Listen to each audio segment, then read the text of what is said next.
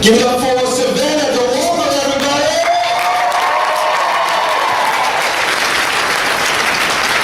Well, Jeffrey Devon, I should have said, as opposed to Dale. I'm sorry. Yeah, Madison Lynch.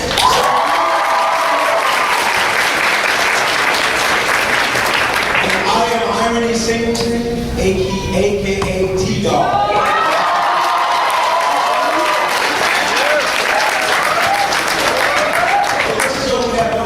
So I guess I'll serve that today.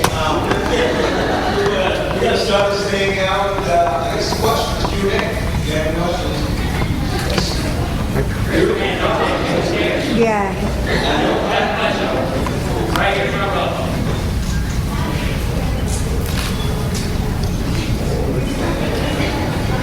It's hot. I don't know. I think it's working together as a team. We're there for each other, you know, we're family, so if one goes down, everybody goes down, so I think that the other person's like, well, I don't want everybody to go down with me. So, we just do our part. And for us donkeys, we're in long sleeves and pants. And you mix that with 97 degrees, it's a fun time. We really are donkeys, we're just mad.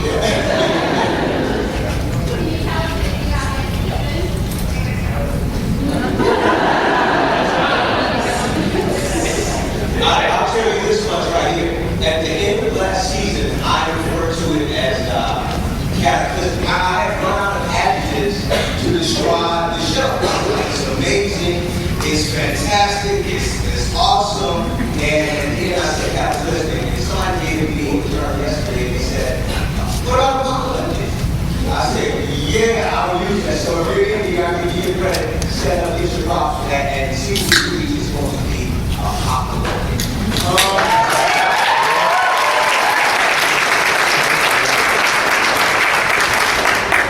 out to ask your question. If you could speak up so people in the back room can hear you, that would be awesome.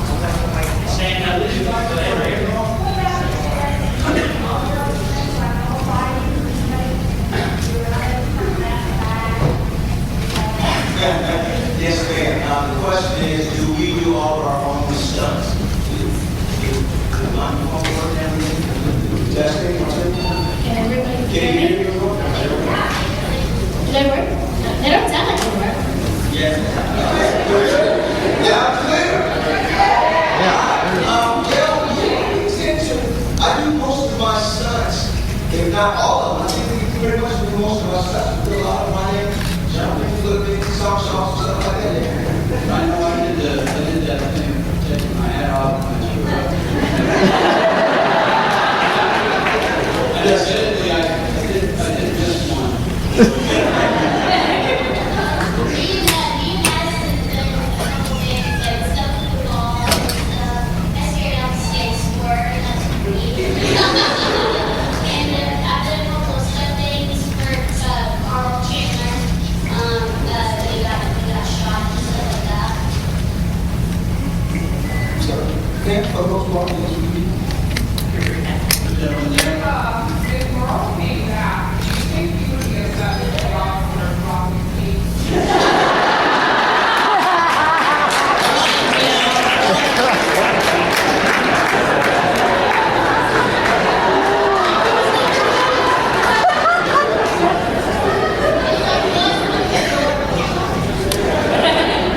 Is Merlin around? He probably would be pretty good. Just a little bit. Yeah.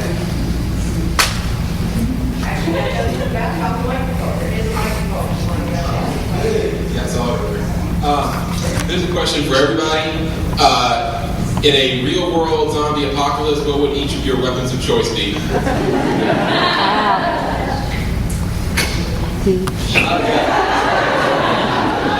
Definitely a shotgun. I'm not that good at shot. I would say, I was thinking chainsaw, but then you have to find gas. I was thinking more of like axe or something. This is the person I'm not sure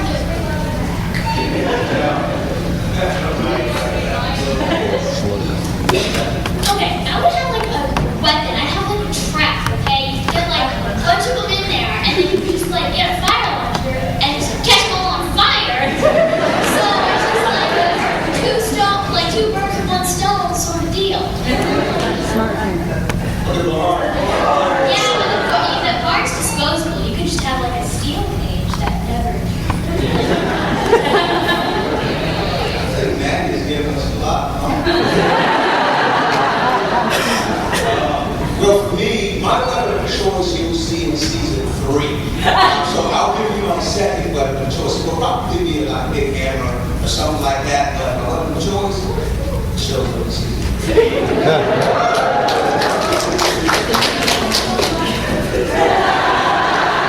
That's a good one. That's a good one. But unfortunately, no, it's not so.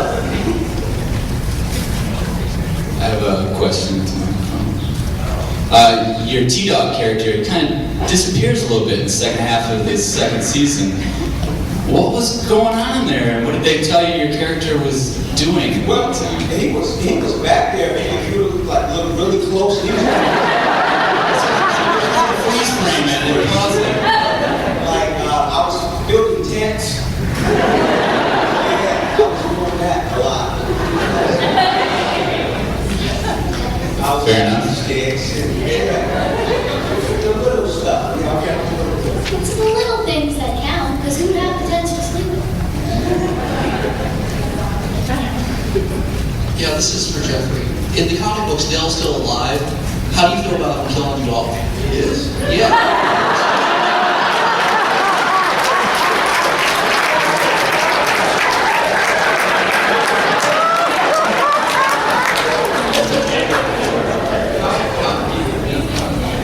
He's sleeping.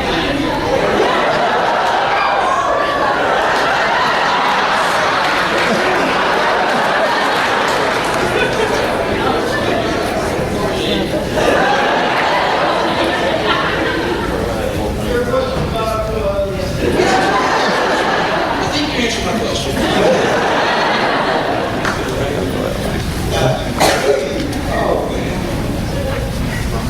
Oh, yes, ma'am. Yes, ma'am. Who's got a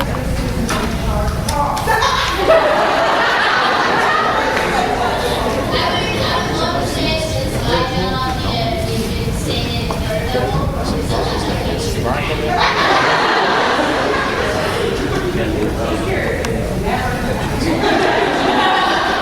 you take some context clues from last season, maybe stay on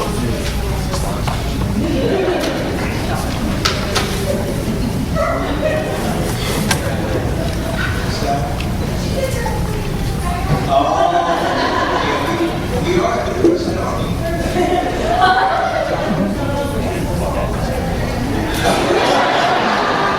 Where's that shirt? Is it in there? Oh, show your shirt. Where's the shirt? Carl, stay in the house?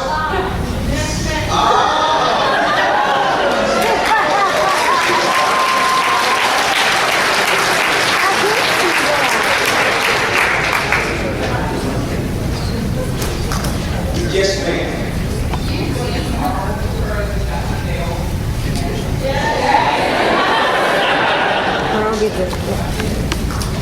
No, I can't say that. I can't. I mean, Carl is just being, curious kid, like most kids are. I'm girls also.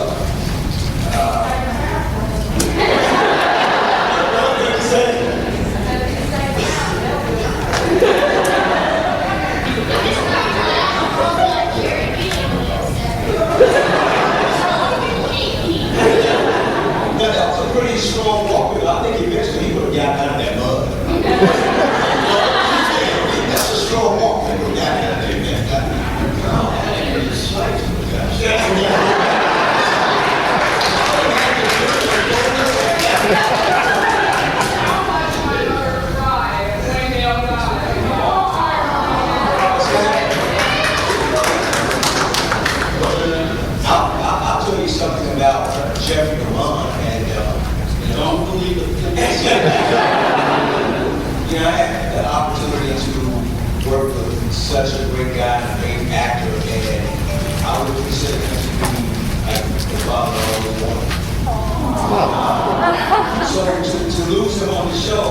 You know, that was, man up.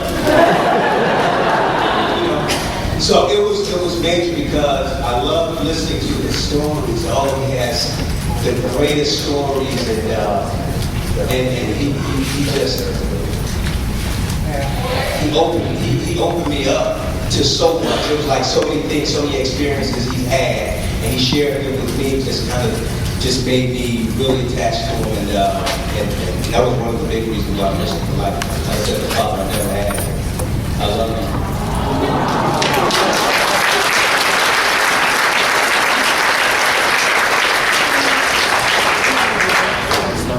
Man, we have a question over there. Excuse me, security guy. Can't sit. When you're a zombie vaccine, do you ever get caught up in the moment and be like, oh, it's a real zombie?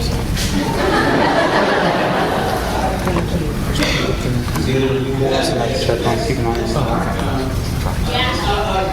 At least for me, I heard that I was a real zombie, but it is kind of. Yeah, and when I'm in longing for working, we've actually with our ball Shane. We were shooting a scene that actually got cut from season 2. And he turns around and looks at us and he's trying to get us pumped up. Like, yeah, zombies! And then all of us are screaming at him.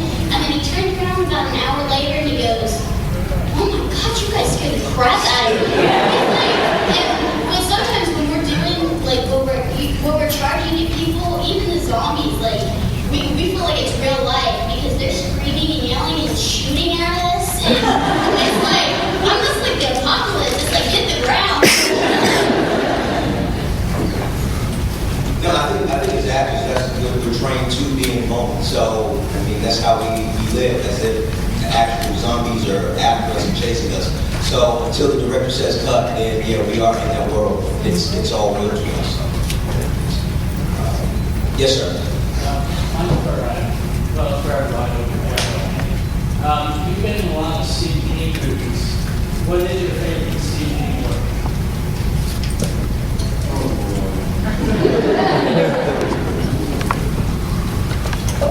Well, as Mark said, I started I think the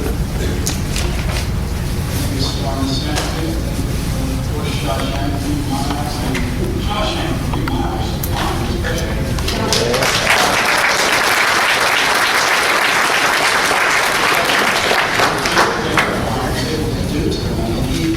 He did the same thing with Shawshank that he did with Walking Dead. He took a project that was on the page, and he had a vision on how to, how can I really make this lift off?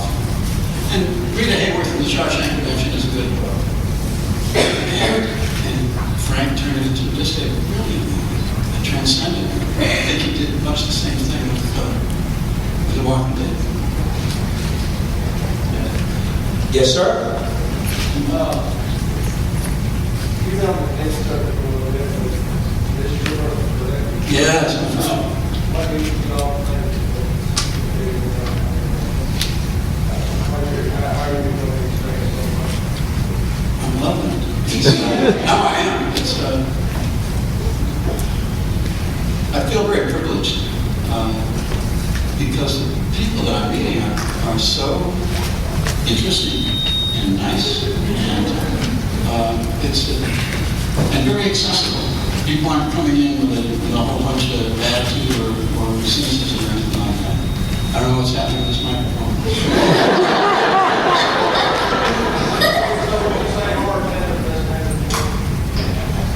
Now, Yeah, I would say so. I would say they're pretty darn close, and it's a complete surprise.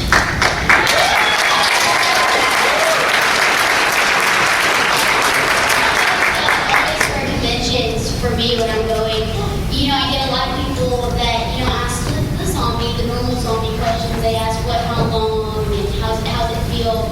But then I have people that come in and they want to give me their input on stuff. Like, oh, I watched the scene and it made me feel this way. And I love that about horror fans and Walking Dead fans is you get to see a different side because it's like you shoot the thing, like, oh, I did my scene.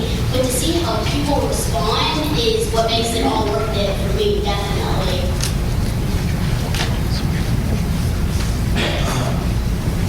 Ma'am, behind the gentleman with the blue shirt on, I saw you. Okay, just a little disclaimer, I love each and every one of you, but I have a quick question.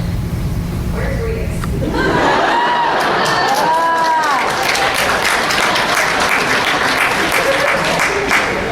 Radius did not want to come, and I do not know why.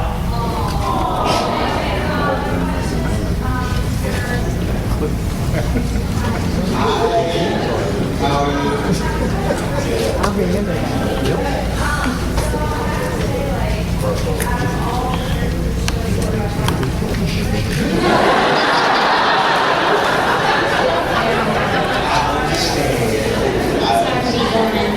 Do you ever find yourself, like,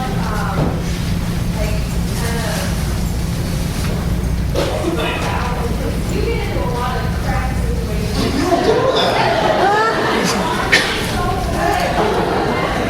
you ever get, like, overwhelming and you kind of have to My arm is still healing. It's great. As an actor, I think this is what we live for. You know, to have these moments, those daring moments, going places where no one else is going as an actor. It's just, you know, it's a part of the craft. And I look forward to doing stuff like that, having dead bodies on top of me. And you make it.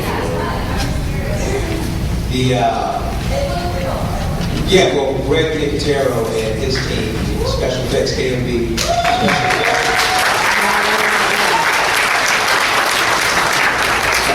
They're awesome. I think they're at the top of the list. They're one of the best in business, if not the best, I would say. But they bring it all to life. You know, they make it look so real. And we as actors, we go out, our job is collaborative effort, bring it all together. Thank you so much. I saw another hand over here. I'm sorry. White shirts? Yes, ma'am. I'll be back to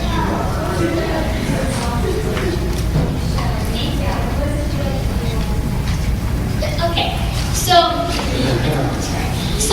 they put like this mask on me and it like makes my eyes or something, and I like, couldn't move my face because it was like this weird. Well, I mean I could, but it felt weird. It was like my shoulder skin on you, and they put the neck glue on, and I couldn't turn my head, and my hair could do stuff, and it kept like pulling out, and it sounded like my neck was cracking.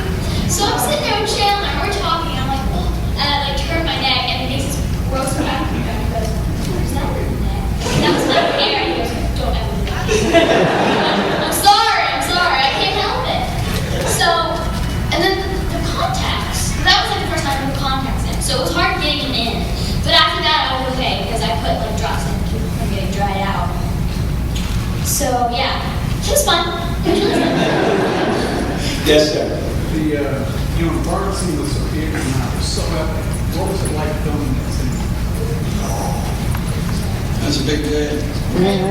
I'll put my little input. I was doing stand-in for her that day, and she was doing her barn scene, and it was awesome. I remember you were like apologizing for stepping on people. I was like, what are you doing? Stop apologizing. They get paid for this.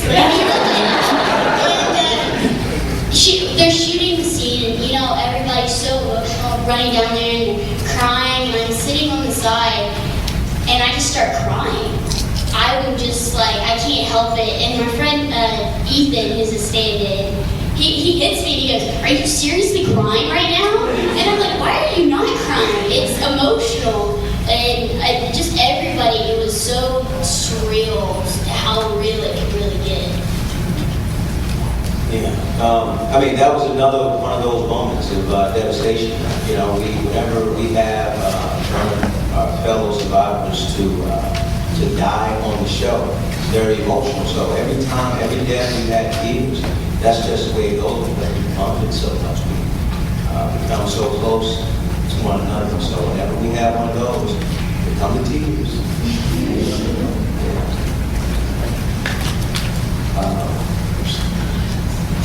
Yes, ma'am. This is hard. So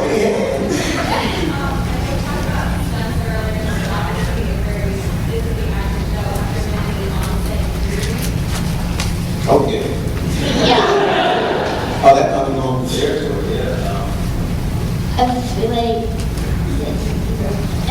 bug bites, twisted ankles, people have passed out, you name it, it's there, except for maybe broken bones. There has been, thankfully, no broken bones. No broken bones, but I've had some cracked ribs. I've had infected sugar bites. You know, it's pretty intense. Like for the main characters, it's intense because they've got to be in that mode all the time. But for zombies, oh my gosh, they're the zombies. They get into it, and I'm like, whoa! I need you to back up. You killed a rib right now. Like, and I've fallen and stuff. And you just fall, get right back up. It's like, hey, let's do this again. And Yes, I would have to say again, Norman, because Brother Lewis was brought to my attention that it does have a black eye, that little shade, so he doesn't what's that? Oh, yeah, so maybe still trying to recover from that, he's probably emotionally strong. But yeah, we have it comes. There have been so many movies for this top now. So we're like, yeah, I mean, it happens. We're bleeding. Oh, it's actually it's like a movie. So Absolutely, except for one crew member is minors.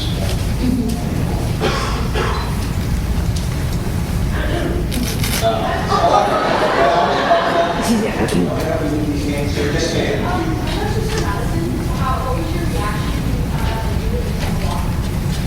I was surprised, because like I know in the comics that like I haven't died, and everybody, like my mom was like, well, you're not gonna die because it's in the comics.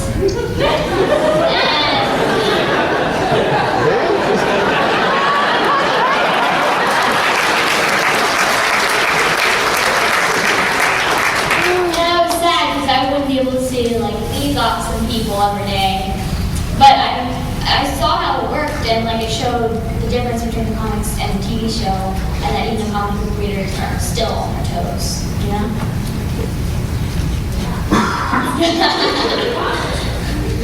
Yes, sir. Right there. Yes, you. This is a question for Jeffrey. Yes. Any amusing stories from the Winnebago? And do you have nightmares of it? I think I actually missed it. I was in a friend's Winnebago just last week, and I wanted to get up in the driver's seat. The only amusing tale that comes to mind immediately is the day that we were moving from one location to another, and there were four of us in the car. I remember Stephen was riding shotgun, and he also had the walkie-talkie, which he quite enjoys using. And so we're driving along with a police escort. There were two motorcycles up in front of us. It's kind of cool. You feel like maybe you're the president or something. With these two motorcycles going along. We're driving, and I don't know, came to a downhill or something. I put on the brake, and there was absolutely nothing. I said, guys, get yourself in a fairly secure position, because we have no brakes. And Stephen got onto that walkie-talkie. No brakes. No brakes. The Winnebago has no brakes. And within a millisecond, these two motorcycle officers went zoom. It was great, wide path in between. And I could just go sailing through. So that's the Winnebago story.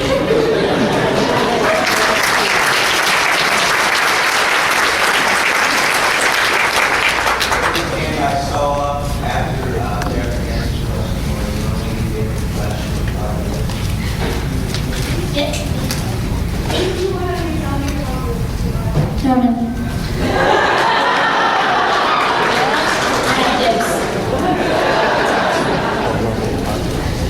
know, I would have to say Vernon as well. I mean, it's like Rick kind of has that emotional thing going on, and I need somebody that's just going to point you.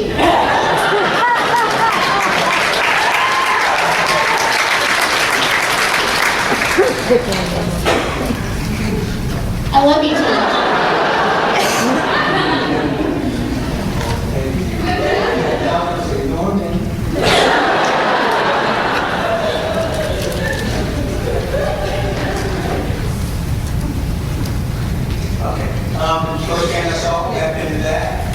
sheriff bag that's with that little boy. Yeah. Rick.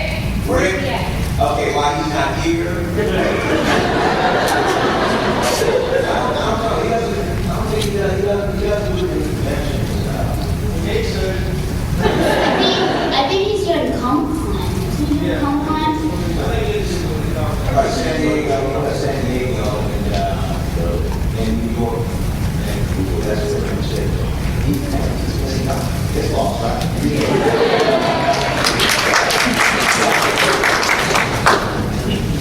Yes, ma'am. Yes. Yes. Fabulous. And that was my second job with Lori, because we had worked on Majestic together before that. So I love that. I love when you're getting together with a friend, and so that there's communication is easier. The trust is there already, right? Day one, the trust is there. So yeah, I enjoy that. This lady has been waiting. What were some of your favorite lines?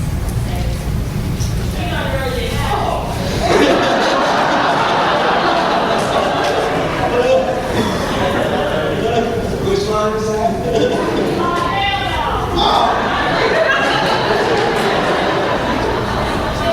That's crazy, man. That's enough.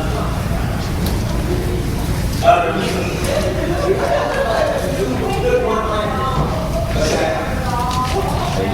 Yeah, I need to know. We actually had you in the audience somewhere, I think. Little Sophia out there in the audience. Could you talk to the dog for me? Yeah. Oh, man. I would down for you. I need the dog for you.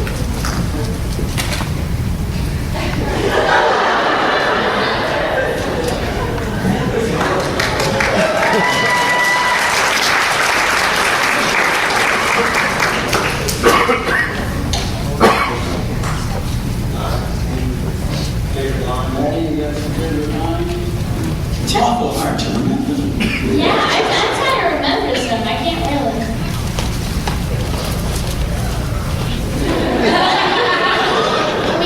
When I did the photo doubling for Carl and all of that, it's just one word, but it's the story behind the one word that kills me. When he's about to shoot you, and he's standing there and he just says, "Dad." I literally was like, my heart was breaking. He said, "Dad," and I was like, "Don't say that." Yeah, that's really like. I have a good one. Jeffrey was delivering his monologue, and he was trying to talk us out of the film language. Oh, yeah. And I came in and I said, "Well, look," and then Rick got me.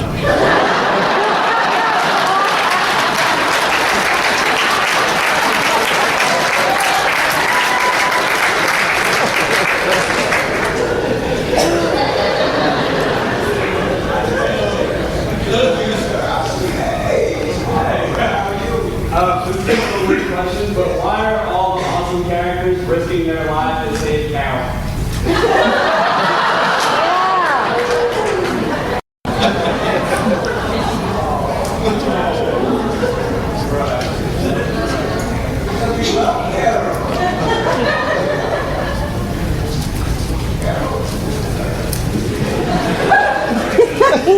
And she's alive.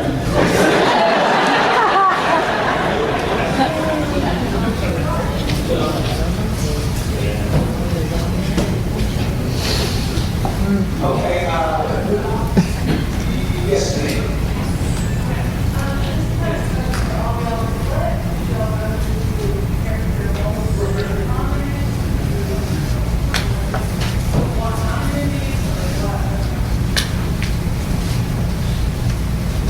I read the script. I then later I read some of the comics, but I didn't know anything about all this when I got involved. I was down in Dallas, and I called him. I called up and said, "Do you want to come to a night on Kill Zombies?" He said, "Sure." And so then I sort of arrived and started. I think I've been doing haunted houses, like haunted house acting, for about 6 years now. And kind of my thing is I just kind of like, I just get loose. And I just like let everything just go out of my brain. And I like to let, I like to listen to music or just, you really have to get in the mode. It's like, it's the apocalypse. It's the apocalypse. You just keep repeating it to yourself. But it's more of all the actors that are around you that make it so real. Without, like, you have zombies, you can have a bunch of zombies in a field. Unless you have a bunch of zombies in the field with people shooting and yelling at you, it makes it, that helps you get more into it. Well,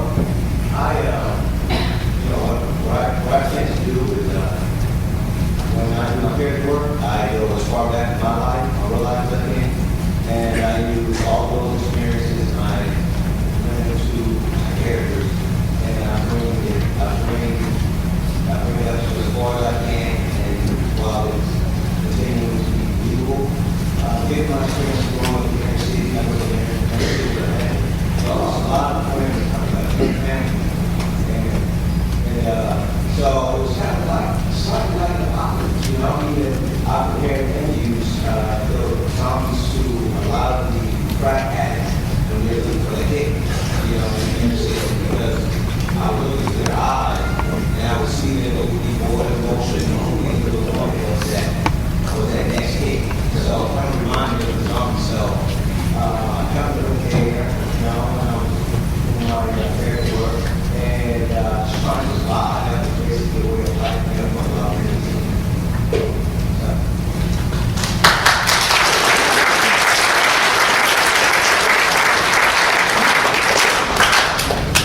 Anyone else in here?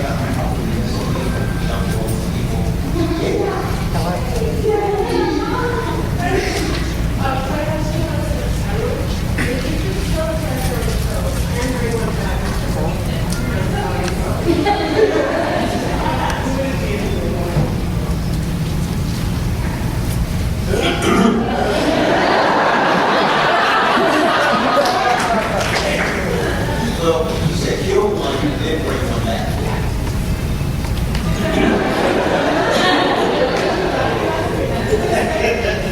Wow, you're good. That's an unfair question.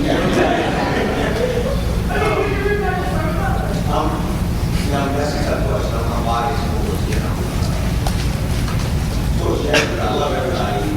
Everybody has to go and everybody seems like a problem. But I love everybody has it. Protocol. Everybody in the first season, everybody really happy. So I feel this is one. I would have to bring them all back. It was an extraordinarily tough game.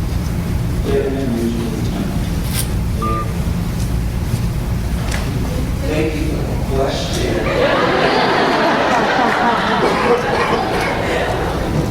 Madison's gonna say she's gonna bring back herself. You can't do that because that's against the rules. I just thought that would be against the rules. I don't know, but I don't know because I love John and I love Amy and I love Jackie and I love Jeffrey and I love everybody. Put them all back. Yeah, we get one, so. We got 4 picks. How many deaths? We got 1 more deaths. We're happy with us. All right, next. That goes to the back here. Yes, sir. You. Oh, wow. In advance, hold out, for a flashback with Dale's return. And Jeffrey, you can keep that. I got 2 of them.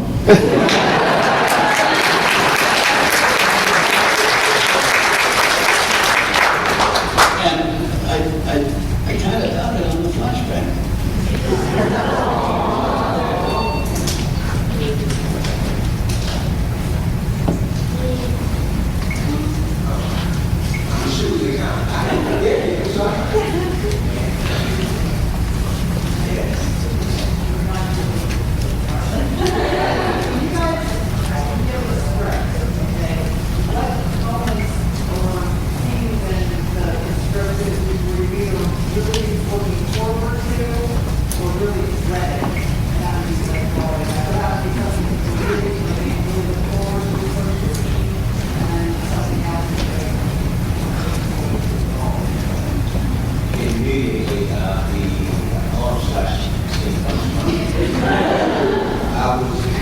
immediately dreading that until I put it to the end of the script and saw that I was so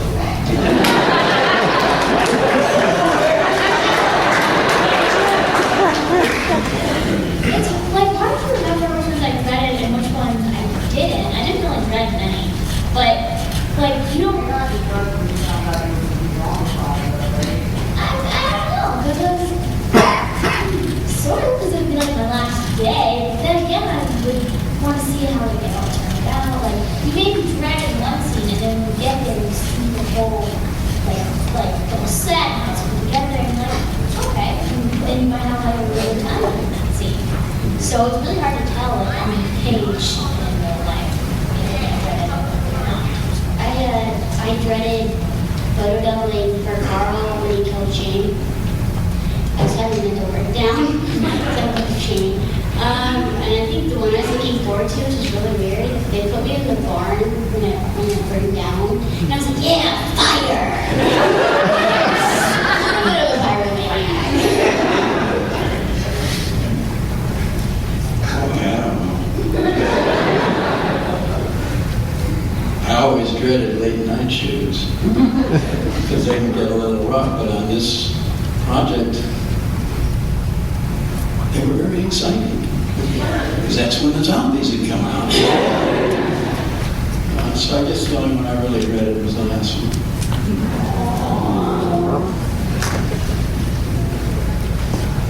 Yes, sir.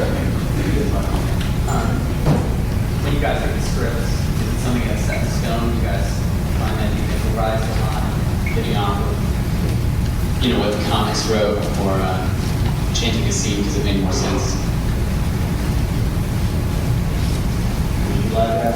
I'll try that, yeah. The scripts, oh boy, this is an intricate answer. The scripts, certainly initially, season 1, Darabont scripts were so brilliant that there was no, you didn't have to improvise, didn't have to add words.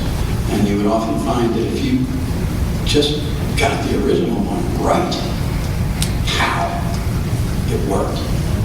So that's my experience with it. I see you, Ryan. Yeah. There have been moments where you feel like something worked better when you make suggestions to the executive, the writer that's on the set, the writer that wrote that particular episode.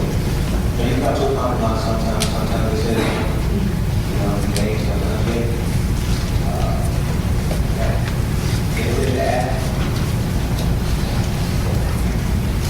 Yes, sir, yellow shirts.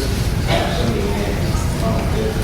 I'm going to choose the first hand that pops up after the answer. The first hand I see. After the answer, okay? I was just wondering, what can you tell us about the show and the governor? It looks like you're looking at me.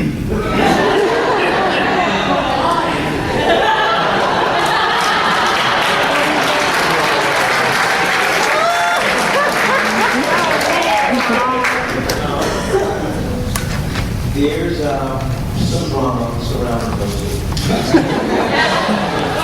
Because I'm alive when I'm dead, don't lie.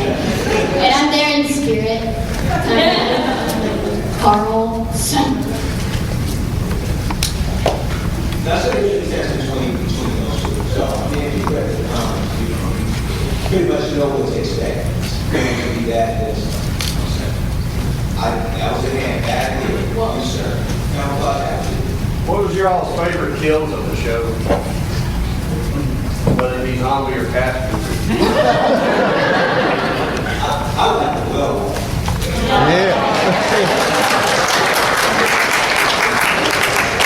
Am I allowed to talk about that? The will? Oh, well. Yeah. Can I tell tales on you? Okay, so this was a really hot day. It was for second season. It was the hottest day that we had. So everyone's drinking Gatorade and trying to stay alert. Anyway, it came time, and this guy got hauled out of the well. And the makeup, the prosthetics, all of it was so incredible. Now, Iron Man is standing next. He's got the pump handle, I think it was. He's standing right next to the well. The idea is, we're going to pull this guy out, and Iron Man is going to hit him with this pump handle. So the guy starts getting pulled out. There's more and more. And we got a picture that when he comes out, it's like his eyes start releasing pus. And, I mean, he really is disgusting. I looked over at Irony, and he's standing there by the side of the well, his pump handle ready, swallowing,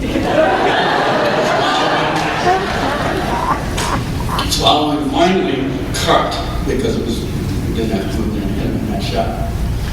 And Irony stepped away and walked about 30 feet away. There was a gate, an old metal farm gate. Leaned on there.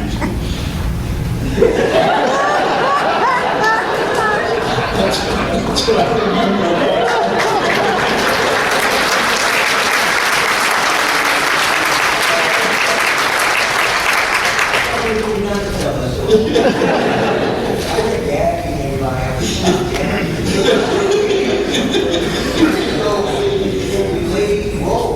Because I was nasty when we saw that thing, right?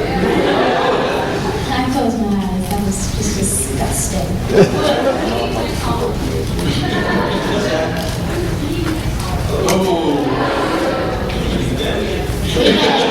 I saw the well walker while they were still like building his costume, and Greg's like working on the costume, and this guy walks in with like baby powder all over him. And I'm like, why do you have baby powder? He's like, I'm the well walker. And I was like, you don't look like the well walker. And he's like, I will be, just wait. First man I saw, what was it for her? Did like the wildlife or lost, I don't know, like interfere with your shooting? Tell me if you was sorry. Did like the wildlife interfere with when you were shooting the sense like wasps or snakes? Or skunks. Or ticks, or chitters. It wasn't like necessarily the wildlife. We always had to stop for like planes and helicopters. That's like, oh, we're playing or helicopter or whatever. Sometimes the cows wouldn't cooperate. Yeah, we definitely deal with the elements out there. We got tennis. I saw you, man. What's your favorite episode? All of y'all, when Jeffrey, I was behind you, we didn't feel Randall. I told you.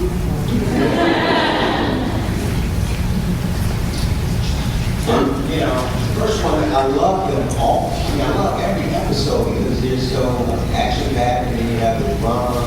You know, you just have it's a nice slice of everything. But Vatos just tends to just come to mind so much. After season 1, episode 4, you know, maybe Which I had the most to do. Which was 4? What is it, number 4? Yeah, which one? I think episode 4, season 1. Which one? Oh, the Vato, I don't remember what happened. Gotcha. I think my favorite was the one when we all sat around the campfire, because I think that a coalescing happened, a coming together happened on that night that meant a lot to us as a group. It contributed to the chemistry of the group. I would say that's one of my favorite scenes. Yeah, that was Sorry, I'm gonna have to put it on. They go over a race set of questions and they Thank you.